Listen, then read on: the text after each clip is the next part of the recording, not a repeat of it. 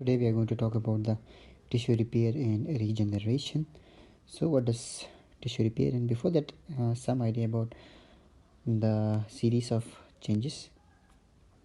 We have studied that whenever there will be stress, the stress can bring some changes into the cell, and the cell try to adapt the environment.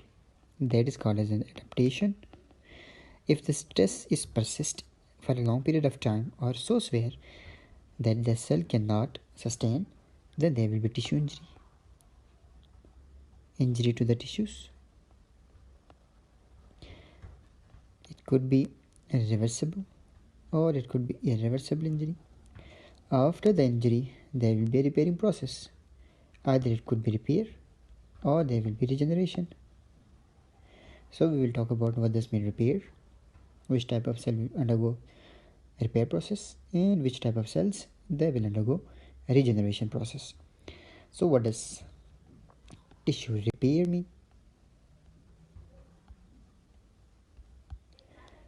Tissue repair refers to a compensatory regeneration of the tissues followed by surgical, mechanical, or chemically induced injury, resulting in a restoration of the structure and function of the cell.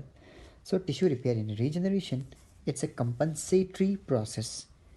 If there is an injury, maybe because of some surgical procedures, because of some mechanical trauma, or some chemical induced injuries to the cell, after the injury to the cell tries to restore its function, the cell tries to restore its structure. That process is called as tissue repair or regeneration. Now, there are usually 3 stages of the tissue repair. Stage number 1 is acute inflammatory phase. Another stage is a repair or proliferative phase. And the last is the remodeling phase. So what happened in initial step, whenever there will be injury, there will be damage to the cell. That damage induces an inflammatory process. There will be vasodilation, there will be exudation, and after that there will be entry of the neutrophils to the site of inflammation. So we can say there will be vascular changes, there will be cellular changes. So this is the initial step. So the inflammation is the initial step of the repairing process. Number 2, there will be proliferation, mean there will be proliferation of different type of cells. Different type of cells will try to come that area. Fibroblast, macrophages, lymphocytes, as well as neutrophils, and some collagen fibers. And there will be angiogenesis as well, new blood vessel formation. So we can say all these changes are the proliferative changes. And this tissue that we can see, which contain a lot of cells along with the collagen fibers, is a granulation tissue. So if someone asks you, the granulation tissue form in which state? The granulation tissue is formed in proliferative phase. After that, the collagen fiber, which is formed in proliferative phase, which is mainly the type 3 collagen with less tensile strength, it will go to type 1 collagen fiber with high tensile strength. This process is called as remodeling. So we can say inflammatory phase, where there will be vasodilation, clot formation. Here we can see the clot formation, some neutrophils. Then there will be proliferative phase, a lot of neutrophil, fibroblast, monocytes, and at the same time there will be collagen fiber synthesis. So these are the collagen fibers, and here we can see that the wound is healed and multiple scar we can see here. So this is the collagen fiber. So this is the remodeling phase and proliferative phase. The process of repair begins very early when the injury will be there. At the same time, the process will be start. A repair involves regeneration of the parenchyma or replacement of the damaged tissue with a scar if regeneration is not possible. Now, if a cell is injured and if the cell have the capability to produce new cells just like the previous one, then we can say the cell is undergoing a process of regeneration. If the regeneration is not possible, the cell is permanent cell. The cell doesn't have the capability to give new cells, or the cell has the capability to give new cells, but the stem cell is destroyed. At that time, there will be a repair process. And repairing means healing with scar tissue formation, while regeneration, no scar tissue formation. Now, the process of complete regeneration means a resolution of acute inflammation requires an organ should be there. That organ should composed of cells. Which type of cells? That can divide, and there should be intact basement membrane and connective tissue scaffolding. If these three are there, then the cell can go regeneration. If the cell is there but they don't have the capability to divide, then the cell will go repairing process. So what does repair? Healing with scar formation. And what about regeneration? Healing with new native tissue formation with minimal or no scar formation. Now you can see here, normal cell, there will be superficial or mild injury, and the basement membrane as well as the basal cells are intact. That's why they will give new cells, and cells just like previous one will form. In this condition, the injury is severe. There is damage to the basement membrane. That's why there will be scar tissue formation. So these are the fibroblasts, and here is the collagen fiber. Macrophages, lymphocytes, macrophage, lymphocyte, new blood vessels. Here we can see for the scar formation, a lot of cells are there in a proliferative phase, while here less cells are there.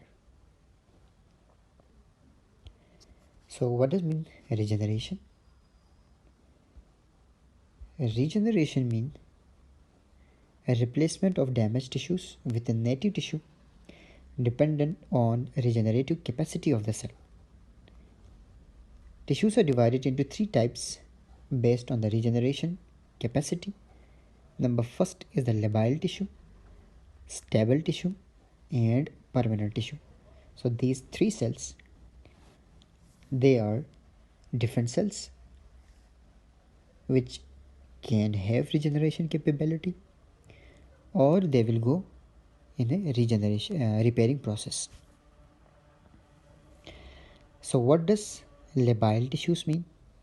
Labile tissues are the tissues which keep giving new cells, like our skin cell, like our GIT mucosal cells, like our hematopoietic stem cells in the bone marrow. They will keep giving new cells. If injury is there or not, still they will give. So those type of cells are the labile cells. So labile cell possesses stem cells which have the capacity to give new cells and keep its population that continuously cycle to regenerate the tissues. Small and large bowel cells, stem cells in the mucosal crypts, skin, the stem cells in the basal layer, they will act as a stem cell and give new cells. In bone marrow, the hematopoietic stem cells. So all these cells will go in regeneration phase or process. So what about the stable cells?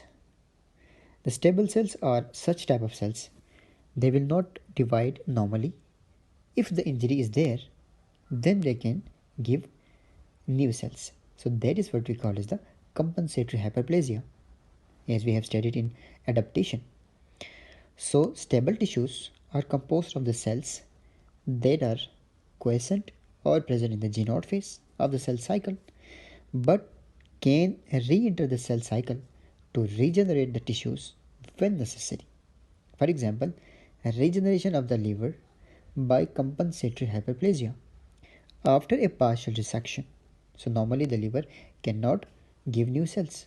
If there is resection, if there is surgery done, then the remaining liver cells, they will give new cells, and that process is called as compensatory hyperplasia, and such cells are called stable cells. So each hepatocyte produces additional cells and then re-enter the quiescence or the G0 phase. The last type of cell is the permanent cell or the permanent tissues, which lack the significant regenerative potential, like myocardium. That's why if a patient has MI or myocardial infarction, the cells can never regenerate. There will be scar tissue formation. It means the cell will go in the repairing process, not in the regeneration. Skeletal muscle cells and neurons, they will undergo scar tissue formation and repairing process, not regeneration. So here we can see that this is the cell cycle. Initially there will be G1, then there will be synthesis phase, then there will be G2 phase, and after that there will be mitosis. So if a cell circulate or keep in this cycle, that is called as the labile cells. If a cell will complete the cycle and enters in the enters in the G0 phase, so those cells are stable and they have the capacity to re-enter into the cycle if necessary. Another type of cell will go in the cycle once and will go out of the cycle. Those cells are the permanent cells. So neurons are the example of the permanent cell. So here we can see regeneration. New cells, just like before, they will form. So what does mean repairing? So this was about the regeneration. Now we will talk about the repairing process. So what does mean repair? Repair means replacement of a damaged tissue with fibrous scar formation. There will be no new cell formation. Occurs when the regeneration or the regenerative stem cells are lost. For example, deep skin cut, or when a tissue lacks the regenerative capacity, like healing after myocardial infarction. This is the example of the tissue repair. So if this is the cell and this is the cell, this cell is a labile cell, so it should undergo a regeneration process. But if the stem cell is destroyed, the cell cannot give new cells. So the labile cell, if the stem cell is destroyed, they will undergo a repairing process with scar tissue formation. And another example, if the cell is permanent cell, those cells always undergo a repairing process. Example, myocardial infarction or the rehealed or scar tissue formation after MI. So there are mainly two processes we can see in repair process. Number first, granulation tissue formation and contraction of the wound. So what does mean granulation tissue? So the granulation tissue is the initial phase of the repairing, and in which stage we can see granulation tissue? In the proliferative phase. The term granulation tissue derives its name from slightly granular and pink appearance of the tissue. So there will be small granules, and it looks like red or pinkish appearance. That's why it has a name of granulation tissue. Each granule corresponds histologically to proliferation of a new blood vessel. So what these granules depicts, what they're presenting? They're presenting the new blood vessels, mean angiogenesis, which is slightly lifted on the surface of thin covering of fibroblast and young collagen fibers. So what are the components of the granulation tissue? Number first is the new blood vessel formation, the new blood vessels, fibroblast, collagen fibers, and as well as the inflammatory cells, especially the lymphocytes, macrophages. They are the component of the granulation tissue. So it consists of fibroblast, which help in the synthesis of collagen type 3. So which type of collagen predominantly present in granulation tissue? The collagen fiber type 3.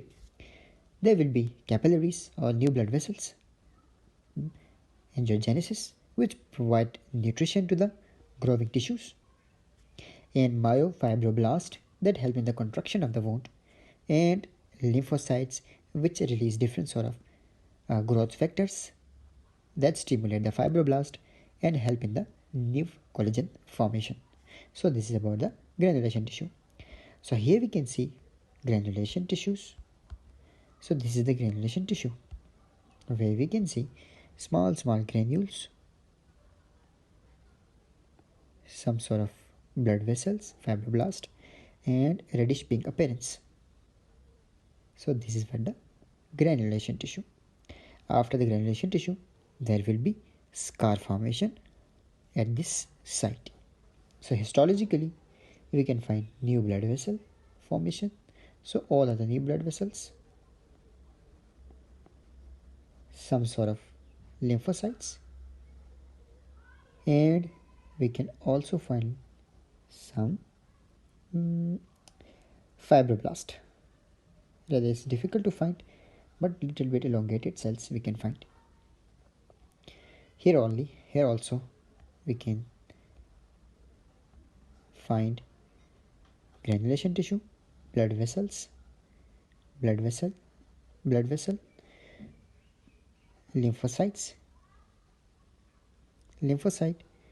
some macrophages, neutrophil, and we can also find fibroblast. Here also new blood vessels. It's a methamine trichrome staining, fibers, fibroblast, and lymphocytes. So they are saying that at a high magnification, the granulation tissue has capillaries, fibroblast, and variable amount of inflammatory cells, mostly the mononuclear, but with the possibility of the polymorphic neutrophils.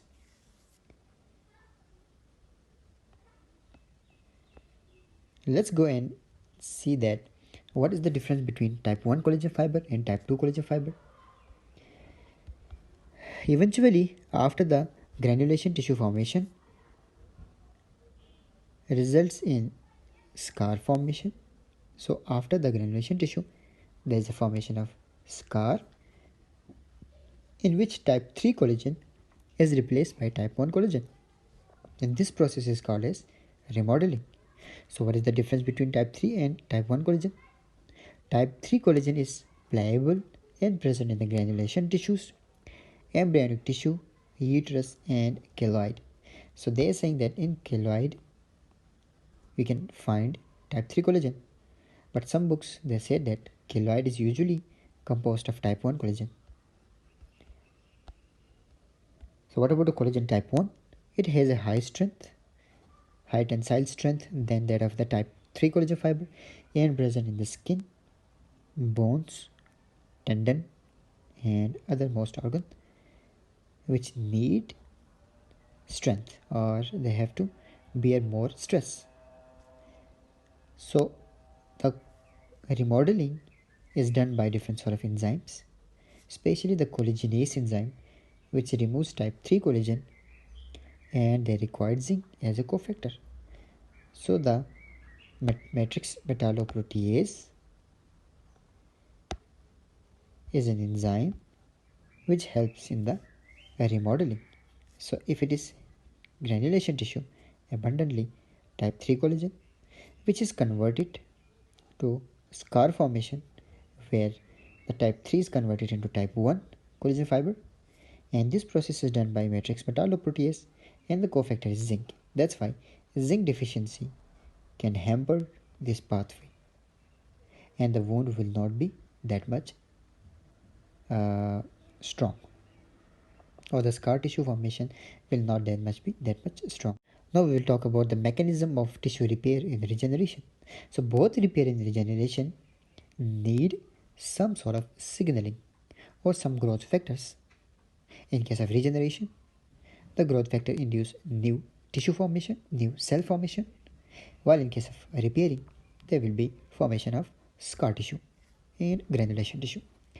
So, mediated by paracrine signaling via growth factors. For example, macrophage secretes growth factors that targets the fibroblast. Then there will be interaction of the growth factors with the receptors.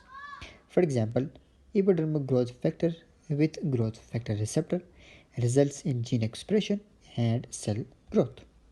So like this, so whenever there will be tissue repair and regeneration starts, different sort of inflammatory cells like macrophages, lymphocytes, they will release growth factors, and those growth factors will act on the fibroblast, and then there will be collagen synthesis. Some growth factors help in angiogenesis, new blood vessel formation. Some will help in the formation of different sort of other collagen fibers like this. So many growth factors, they help in the process of repair and regeneration. So I gave one example. In case of chronic inflammation, we have studied that there will be destruction as well as repairing. These two processes, they will be at the same time. So for example, there will be any factor, like in case of this condition, the Mycobacterium tuberculosis activating the macrophages. Then there will be differentiation of the macrophage by T lymphocytes by releasing interleukin 4 and interleukin 3. So this differentiation leads to formation of M2 macrophage as well as the T lymphocytes releasing interferon gamma that activates M1 macrophage. So then this activated M1 macrophage release interleukin 1 and interleukin 23 that induce inflammation, which is a protective mechanism, and they also help in the phagocytosis. They will act as a destructive agent for the bacteria. So here there will be inflammation along with the destruction of the tissue. While in this condition, the M2 releases tissue growth factor beta and interleukin 10. They act as an anti-inflammatory, try to stop the inflammation, as well as they activate the fibroblast to make collagen fiber, leading to fibrosis and tissue repair. So destruction plus repairing will be same time. So we can see here, this is the growth factor which help in the formation of tissue repair. So some of the example of the tissue growth factors or the mediators, including tissue growth factor alpha, which act as epithelial and fibroblast growth factor. Tissue growth factor beta is important fibroblast growth factor, also inhibit the inflammation that we saw in previous slide. Platelet growth factors for the endothelial growth, mean angiogenesis, smooth muscle for the contraction of wound, and fibroblast activation for the collagen fiber synthesis. Fibroblast growth factor important also for the angiogenesis, also mediates skeletal development, and VEGF, that is called as the vascular endothelial growth factors, important for the angiogenesis. Now the wound healing process has three intentions: primary intention wound healing, secondary intention wound healing, and tertiary intention wound healing. So what about the primary and secondary? For example, if there is cutaneous wound damage, then there will be cutaneous healing through primary and secondary intention. So what about primary intention? Wound edges are brought together by using suture of surgical incision. So in this condition, there will be minimal scar tissue formation. So when there will be surgical cut on the skin, we try to bring these edges together by suture, and after suturing, the healing will be rapid and less tissue scar formation. So what is this? This is the primary intention wound healing. So what about the secondary? Secondary intention wound healing, edges are not approximated. Granulation tissue fills the defect. Myofibroblast then contract the wound, and there will be enough scar tissue formation. So there will be like this, and these edges are not regular and they are far away from each other. There will be no suture. That's why there will be a large granulation tissue formation. While in case of primary, there will be less granulation tissue formation. Here there will be more granulation tissue formation. Here will be less scar tissue formation. Here will be more scar formation. Here will be the edges are closer to each other and approximate. Here the edges are far away and irregular. The process of primary intention is rapid. The process of secondary intention wound healing is slow. And primary usually you can see in case of surgical incisions, and secondary we will see in trauma. So this was the difference between the primary and secondary wound healing. Now we will go that different steps and stages of the primary wound healing. So whenever there will be trauma, then at the same time there will be healing process will start. So what happened at the day 0? There will be blood clot formation and edema formation. Day 1, inflammation, neutrophil infiltration. So I can say that day 0 and day 1 both is a part of inflammatory phase. What about the day 3? Neutrophils are replaced by macrophage. Which type of macrophage usually? M2 macrophages, which act as an anti-inflammatory and help in the repairing process. So M2 macrophages will release tissue growth factor beta, which activate fibroblast to form fibrosis, collagen fibers, and angiogenesis.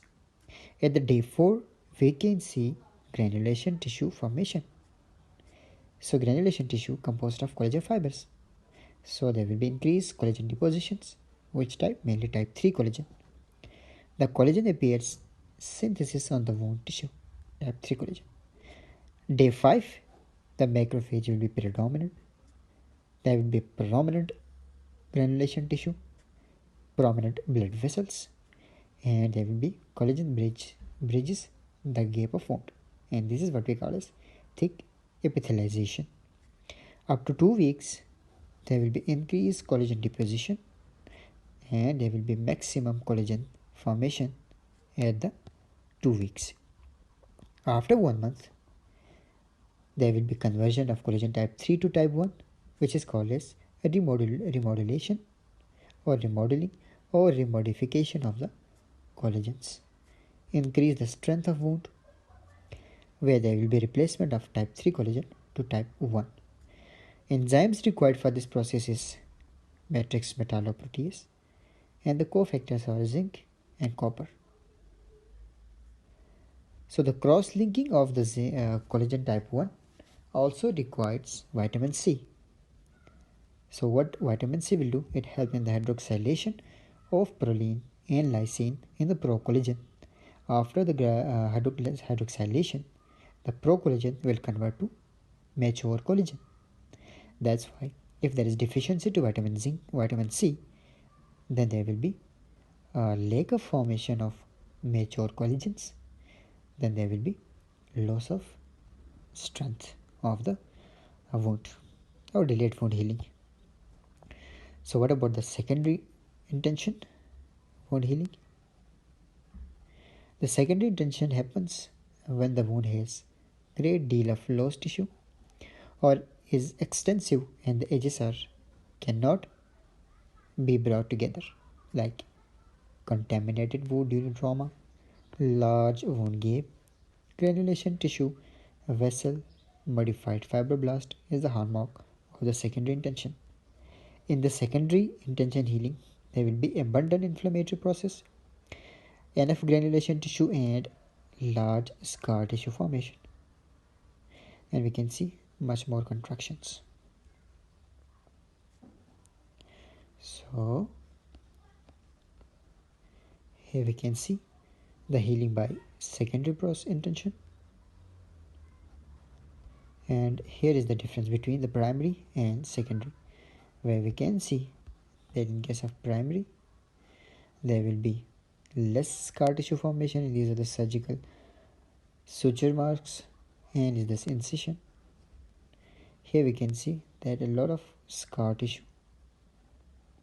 are formed and irregular contraction of the wound, and this is the secondary intention. Sometimes the surgeon, they don't want to suture the wound because there may be a risk of infection, or sometimes they want to see that if they are giving certain therapies, they want to check that how the therapy is acting on the wound healing. That's why they don't want to close the surgical incision. At that time, the healing process is called as tertiary intention wound healing. So what is tertiary intention wound healing?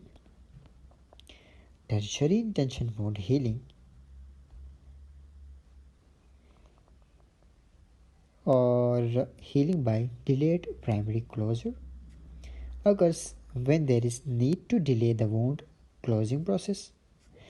This could be necessary if a doctor fears that they may trap infection if he close the suture or the wound by suture. There may be entrapment of infectious germs in the wound by closing it. In these cases, they may allow the wound to drain or wait for the effect of therapies to take place before the closure of the wound. So this is what we call as tertiary intention wound healing. Now we'll go for some factors that can cause delayed wound healing. So what are the factors? The factors could be infection to the site of wound. Most common organism is Staph aureus. If it is vitamin C deficiency, then there will be failure of hydroxylation of proline and lysine. Copper and zinc deficiency, both are important for the MMP protein, MMP enzyme, which help in remodeling. So vitamin C is an important cofactor in hydroxylation of proline and lysine and pro-collagen residues. Hydroxylation is necessary for eventual cross-linking of the collagen. Copper is a cofactor for lysyl oxidase, which cross-links lysine and hydroxylysine to form a stable collagen. Zinc is a cofactor for collagenase, which replaces the type 3 collagen of a granulation tissue with a stronger type 1 collagen in the wound. So there are certain other factors that can also cause delayed wound healing, some local and some systemic. So what are the other factors? The local factors. Foreign body. If the wound has foreign body, then our body cannot easily digest or remove that foreign particle. So there will be delayed wound healing.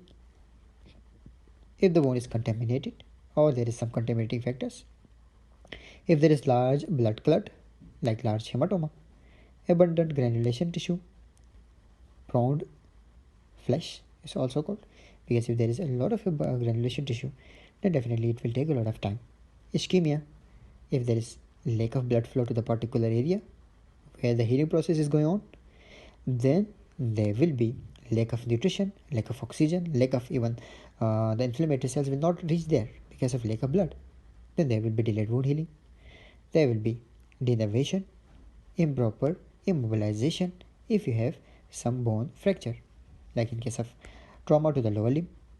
If if your doctor is not giving proper fixation, and if there is no proper immobilization, then the wound will not heal, the bone will not unite together.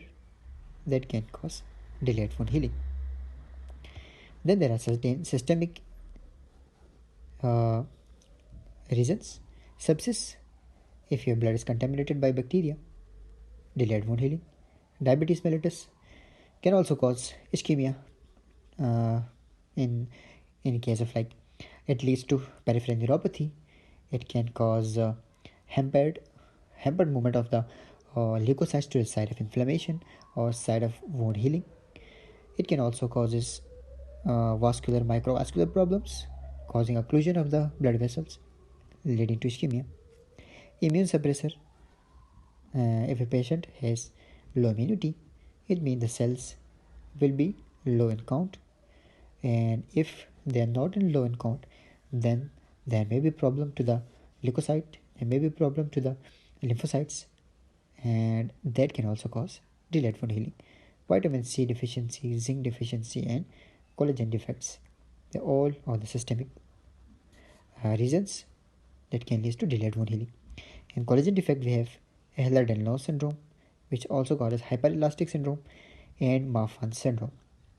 So we can see here in this image, this is the Marfan syndrome with long extremities, long leg, and it has problems with the eye, ectopia lentis, short torso, chest abnormalities or high arch neck, dislocation of lens in the eye, that is ectopia lentis, high pressure in the eye, glaucoma, cystic changes in the lungs, flexible joint, flat foot, curved spine, and abnormal heart sound, because these patients may have mitral valve prolapse. Second one is Ehlers-Danlos syndrome, where we can see that the person even can stretch his skin to the long extent. So a person has hyperelastic skin. So hyperelastic syndrome is also called as the Ehlers-Danlos syndrome. There will be elastin defect. What happened if there is deficiency of the granulation tissue formation? The wound will be weak. What happened if there is excess collagen formation? Then there will be enough scar tissue formation. So we will talk about the excess collagen formation. So there are two types, like hypertrophic scar and keloid. These two problems usually can see if there is a problem in the inflammatory phase of the tissue repair. So number first one is the hypertrophic scar tissue. So you can see here hypertrophic scar. A hypertrophic scar is thick raised scar. There is an abnormal response to the wound healing. They more commonly occur in tough skin areas, skin trauma, burn or surgical incision. The treatment is including medication, freezing, injection of corticosteroid, laser, and surgery. So the time frame that after the wound, within 2 months, we can see hypertrophic scar is if there is problem with the inflammatory phase. The color will be somewhat same that of the skin. A regression is possible, and collagen, usually type 3, will be more abundant than type 1. Side you can find anywhere. So here we can see hypertrophic scar tissue. So this is the hypertrophic scar tissue, and if this is the incision and this is the wound healing area, then the hypertrophic scar cannot cross the edges, cannot cross the border of the wound. It will rise up but cannot cross the wound. While in case of keloid tissue, the scar cross the border of the wound. So what does keloid? A keloid scar is a thick scar, raised scar, It can occur whenever you have a skin injury, but usually forms on earlobe, shoulder, cheek, and the chest. If you are prone to developing the keloid, you might get them in more than one place. A keloid scar is not harmful to your physical health, but it can cause emotional distress because of cosmetic reasons. So time frame: after 2 months of the wound, color will be dark, regression is not possible, collagen type 1 is more than type 3, randomly arranged, sites, sternum, shoulder, and pinna. And the most common site of keloid formation is the chest or the sternum. Now we can see here, this is what the keloid, where we can see that it is crossing the border of the wound, and we can have multiple keloid, and especially it is common in African people or the black people. Talking about the strength of the wound, after injury, you can never get 100% strength of the tissue. So, if we talk about the strength of the primary wound healing, with suture, you can have 70% strength of the normal skin. After removal of the suture, at the end of second week, there will be 10% strength of the normal skin. At the end of first month, 30% of the normal skin strength. At the end of third month, 70 to 80% of the normal skin strength, which is the maximum strength of the wound, and never gain 100%. So here only we can see different phases. After few hours, there will be hemostasis, 1 to 6 days inflammation, 4 to 21 days proliferation, 3 weeks to 2 years remodeling and maturation. And these are the components we can see. So here is the clinical case. So the case study: a 70-year-old woman with the diabetes means a systemic manifestation, and that can cause delayed wound healing, develops an ulcer on her right leg. The ulcer bed is covered with granulation tissue. Which of the following are the principal cellular components found in the bed of the tissue of this wound? So they are asking that, what are the components of the granulation tissue? So this is what a granulation tissue. This is the granulation tissue. Red to pink and small granules. So what we can see in granulation tissue, we can find fibroblast, we can also find endothelial cells, we can also find myofibroblast, but we cannot find eosinophils. We can find neutrophils a little bit, predominantly lymphocytes. We can find macrophages but not plasma cells. We can find smooth muscles but cannot Merkel cells. So the best option here is the A, that is the fibroblast and endothelial cells. So fibroblast, collagen fiber synthesis, and endothelial cell mean angiogenesis. So here is the gross image where the repairing process we can see. So this is the myocardium, and myocardium is an example of the permanent tissue. So when there will be MI, then there will be a repairing process, no regeneration. So this repairing process leads to scar tissue formation. So we can find this white area as the scar tissue. So this is the example of the post infarction myocardial scar. This is what the microscopic image of the same, where we can see this is the myocardium, nucleus of the myocardium, and these are the scar tissue, blood vessel. So enough scar tissue formation.